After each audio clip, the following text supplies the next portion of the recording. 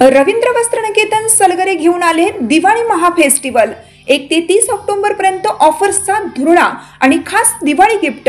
नारायणपेठ साडी 333, काजूकतली पैठणी 693, गजलक्ष्मी पैठणी 754, राजहंस व Kalanjali Paithani 747, linen shirt 387, khadi shirt piece 243 आणि बॉय शर्ट फक्त 199 मध्ये।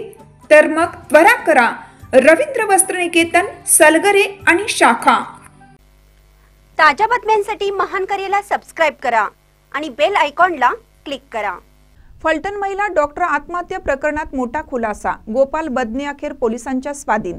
फलटण महिला डॉक्टर आत्महत्या प्रकरणात तब्बल 2 दिवसापासून फरार असलेला गोपाल बदने अखेर स्वतःहून पोलिसांच्या स्वाधीन झाला आहे। मध्यरात्री 12:30 ते 1:30 वाजण्याच्या सुमारास गोपाल बदने फलटण शहर पोलीस ठाण्यात येऊन सरेंडर झाला। डॉक्टर महिलेने आत्महत्यापूर्वी लिहिलेल्या हातावरच्या सुसाईड नोटमध्ये गोपाल बदनेने अत्याचार केल्याचा थेट आरोप करण्यात आला होता। यामुळे या प्रकरणात गोपाल बदनेच मुख्य आरोपी असल्याचं स्पष्ट झालं होतं। घटना घडल्यापासून तो गेल्या 2 दिवसापासून फरार होता, तर दुसरीकडे पोलीस त्याचा शोध घेत होते। मात्र काल रात्री अचानक बदने स्वतः फलटण पोलिसांसमोर हजर झाला आणि पोलिसांनी त्याला ताब्यात घेतलं। सध्या गोपाल बदने हा फलटण पोलिसांच्या कस्टडीत असून आज दिवसभर त्याची चौकशी सुरू राहणार आहे। आज रविवार असल्यामुळे त्याला जिल्हा सत्र न्यायालयात हजर करणार का, याबाबत मात्र अद्याप अधिकृत माहिती मिळालेली नाही।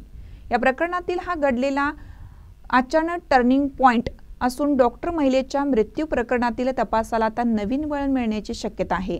अटकेनंतर दिलेल्या पहिल्या प्रतिक्रियेत बदने म्हणाला की मी प्रामाणिक आहे, पोलीस प्रशासनावर माझा विश्वास आहे। या वक्तव्यामुळे प्रकरणात नवा चर्चेचा विषय निर्माण झाला असून पुढील चौकशीत महत्त्वाचे धागेदोरे मिळण्याची शक्यता वर्तवली जात आहे। सातारा जिल्हा पोलिसांकडून पुढील तपास सुरू आहे।